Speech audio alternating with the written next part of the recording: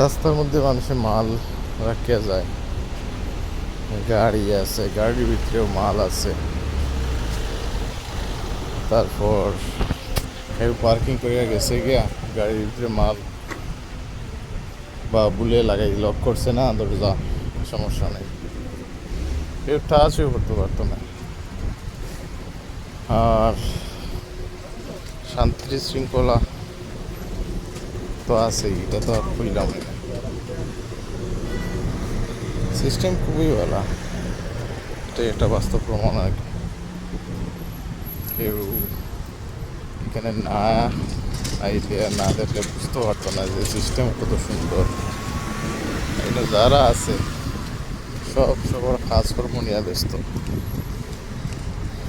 আর শুধু খালি কি তা ওদেশের মানুষ নেই, প্রায় 300 দেশের দিকে মানুষ আছে এখানে। আর যার কারণ এখানে সব কিছুর সিস্টেম ভালো, এটাই আর কি। দেশ যত উন্নত, তার প্রযুক্তি আর তারপর আইন কানুন সব কিছু উন্নত,